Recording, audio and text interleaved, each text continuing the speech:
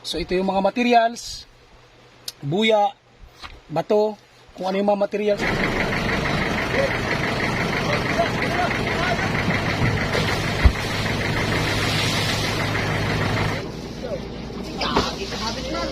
Hila, hila. Galing.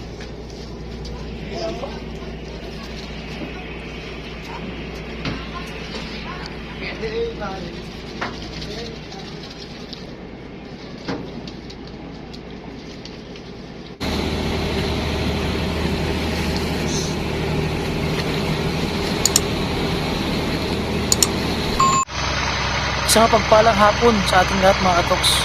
At ayan, palisa tayo ng pantalan. Palisa tayo dito ng sa ating lugar. So ito yung mga area nating payaw.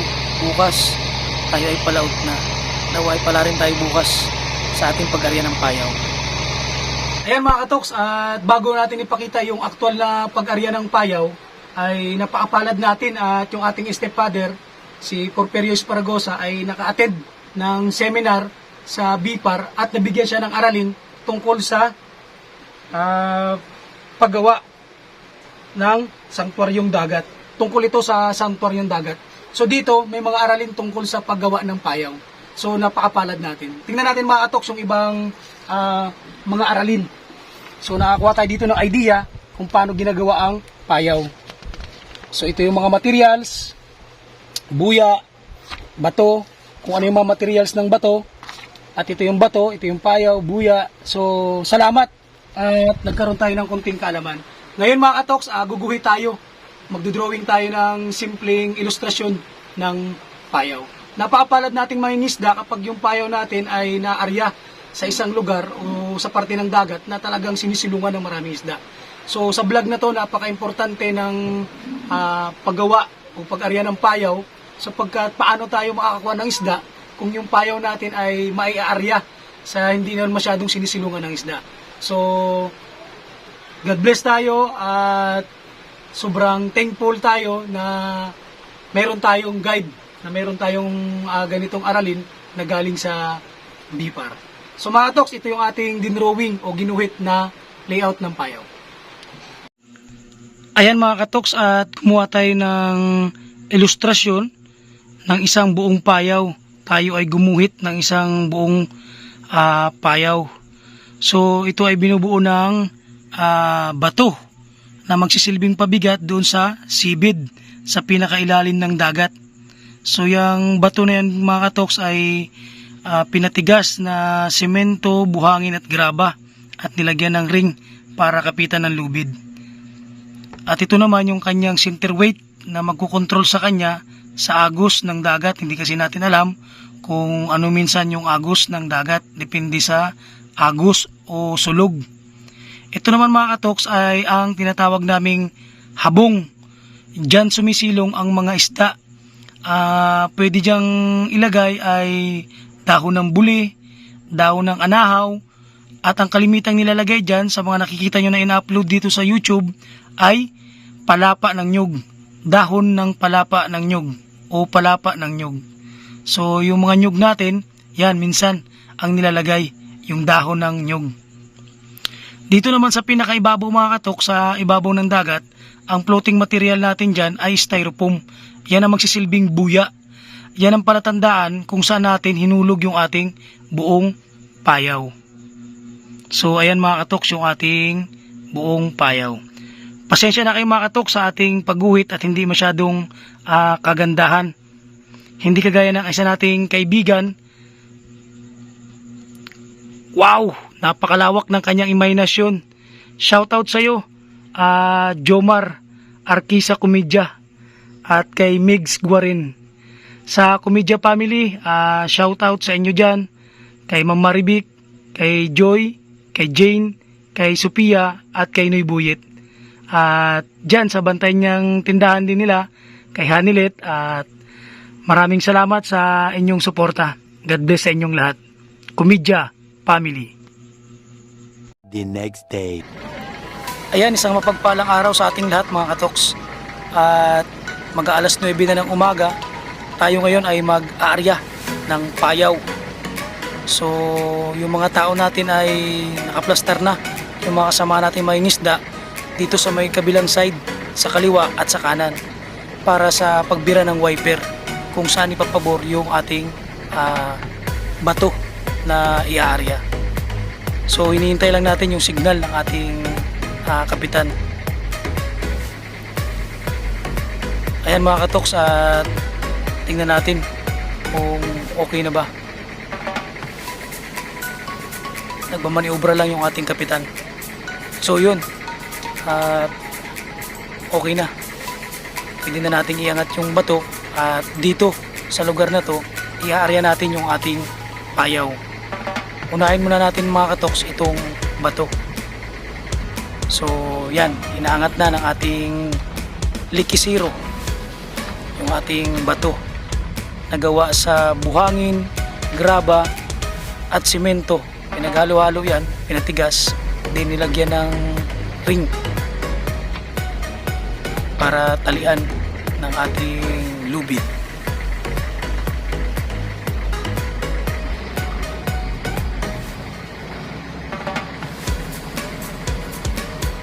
Ayan mga katoks, at mga ilang segundo lang sa sinyas ng ating kapitan ay tutulak na yan. Ayan na po, tinulak na. So yun ang magsisilbi niyang pabigat doon sa ilalim sa seabed. Ayan, obserbahan nyo mga katoks kung gaano katagal yan. Kung gaano katagal ang pagbaba ng lubid, ganoon din ka lalim kung ating iisipin yan. So habang inaaryan mga katoks, shoutout natin yung ating mga kasamahan sa Interserve nung tayo ay nagtatrabaho pa sa GMA. Picture nga dyan ng mga artistang nakasama mo sa GMA. Ayan oh, ang gaganda nila.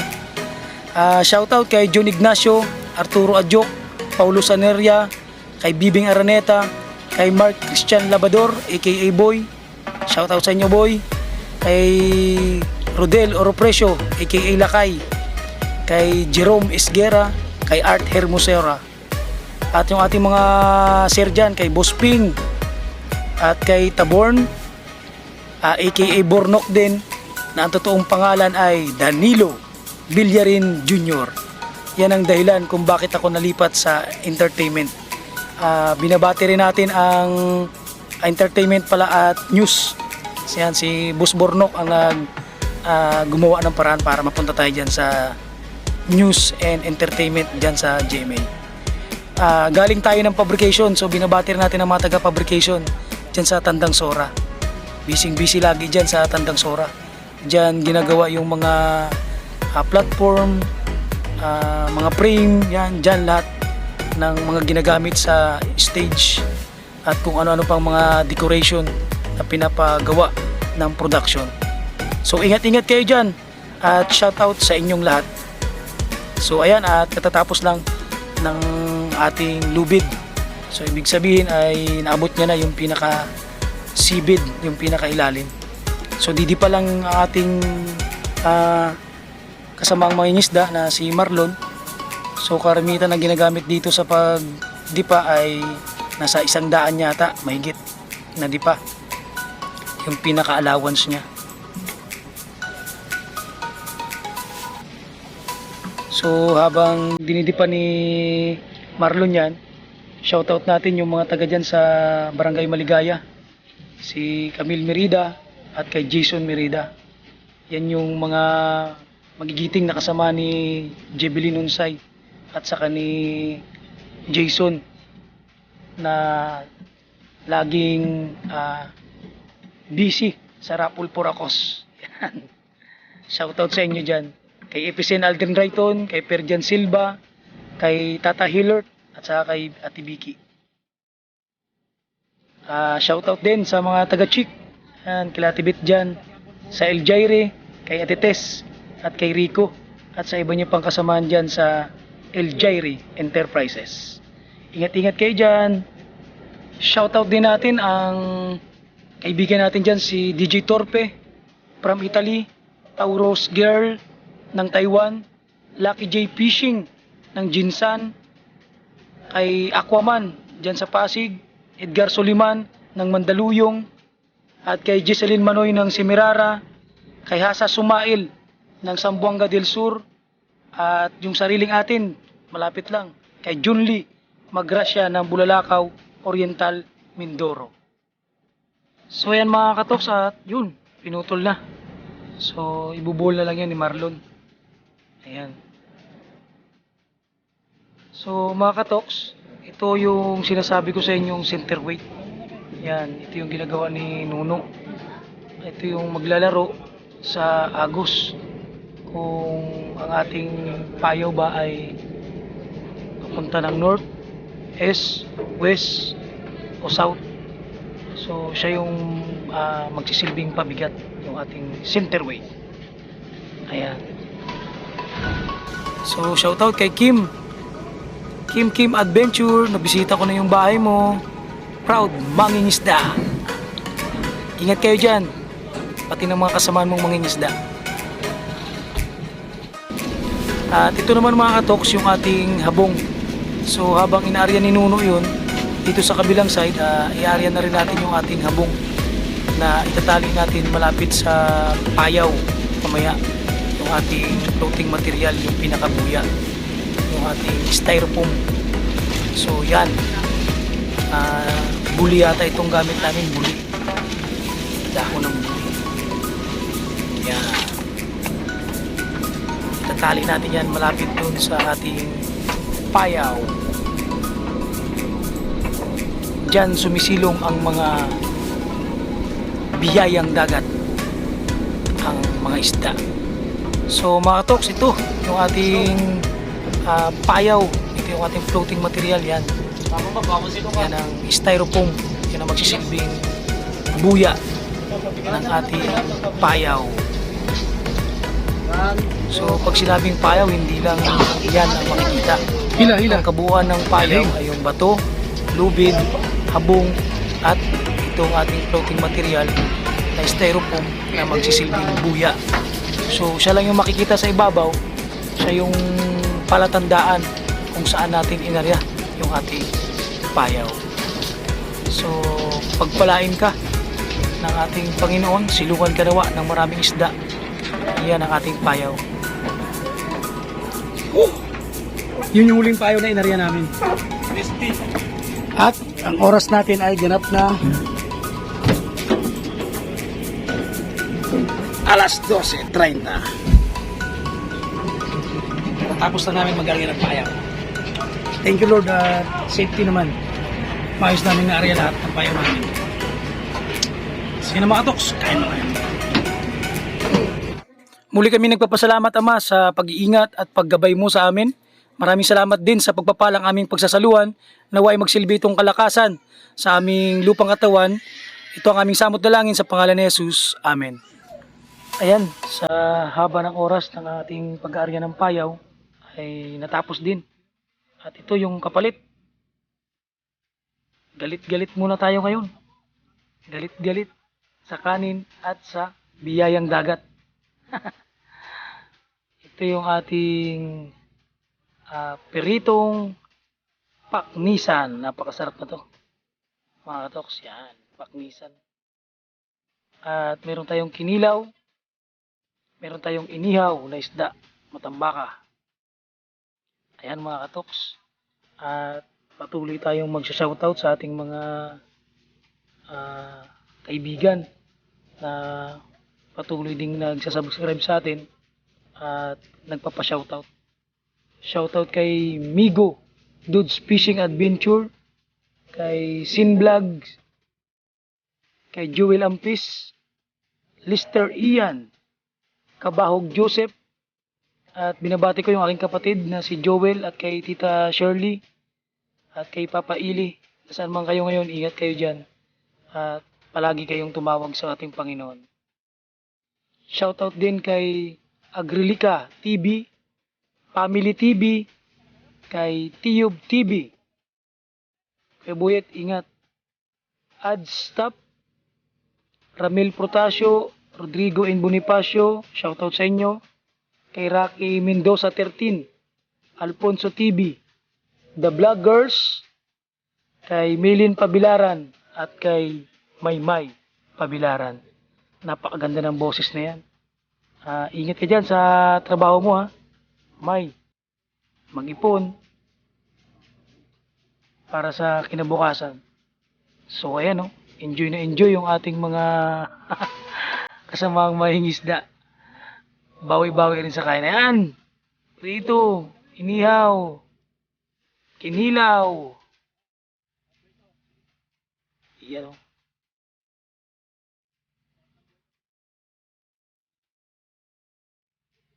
Sa sobrang pagod, yan naman, bawi naman tayo ngayon sa kain. So mga katoks, maraming salamat sa patuloy na pagsuporta sa ating channel. At nawa ay patuloy tayong ingatan ng ating Panginoon. Ayan, shoutout natin pala, Septimo family. Ayan, si Raymond Septimo. Nawa ay patuloy tayong ingatan ng poong may kapal sa ating dinaranas ngayon na pandemic. Kami ay napakaswerte sapagkat dito sa laot ay napakarami naming biyayang dagat na nakakain. Ngunit sa ibang lugar, lalo sa mga lockdown na lugar ay alam natin na wala na nga silang trabaho. Yung iba ay umaasa na lang sa mga ayuda. Yung iba hindi pa naaabutan ng ayuda. Kaya Tom Jones talaga ang nangyayari. Gutom. Kaya napakapalad natin. So, ayan. May dumating pang paknisan, piritong paknisan. Bakbaka na yan! Tuloy ko lang po yung sinasabi ko kayo na about sa pandemic, no? Napaka-bless ng iba sa atin. Kami, napaka-bless din namin. At yung iba alam ko, napaka-bless din.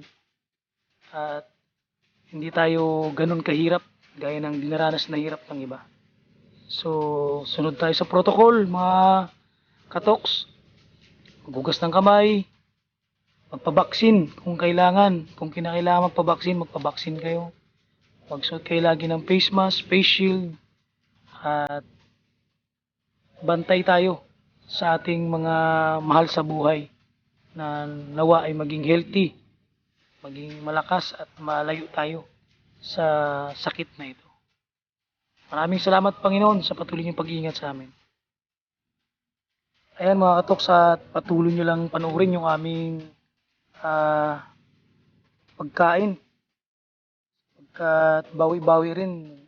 Dito sa pinanood natin kanina, medyo maikli lang yung oras kung makikita na ninyo yung ating pag-arya ng payaw. Ngunit ang pinakita namin kanina ay pang isang payaw o dalawang payaw lang. Pero yung inarya namin kanina ay marami. So mga katoks, enjoy nyo habang nanonood kayo na kami ay kumakain. At patuloy din akong magsha-shoutout sa ating mga kaibigan na walang sawang sumusuporta sa atin. Itong pamilya na to, napaka-solid din na to sa akin. Todo suporta to. Nandito yung number 1 fan ko eh. Shoutout sa'yo, JB Aguilar. Napakatalinong bata na to. Congrats sa'yo, napakataas ng mga grade mo. Patuloy kang mag-aral ng mabuti. Maging huwaran ka at maging mabait na bata. Kay Ate Alma, kay Kuya Jonard, at kay Krisha. Si Krisha, napaka-talented din na to. Na sa computer works, maaasahan. Patuloy tayo mga katoks na i-shoutout natin yung mga kaibigan natin dyan sa Camarin, Caloocan. Kay Danilo Natnat, Perlin Gipa, Ronald Gipa, sa Gipa family, God bless po sa inyo. Kay Rodolfo Delpin, Dolph, thank you. At kay Sydney Dibera, maligayang karawan sa'yo at nawa ay marami pang karawan na dumating sa'yo. Happy birthday, Sydney Dibera. God bless you po. Ayan mga katoks, at medyo malapit nang maubos itong ating mga biyayang dagat na pinagsasaluhan. At napaka-thankful talaga natin na sa kabila ng pandemic ay napaka-bless naming mga mangingisda na sa araw-araw ay marami kaming pinagsasaluhang biyayang dagat. Na sa kabilang banda naman, dahil sa pandemic na to, ay maraming nagugutom, umaasa sa ayuda na hindi naman nakakatikim ng ayuda. Kaya yan mga katoks, ingat-ingat, sunod tayo sa protocol. God bless us all.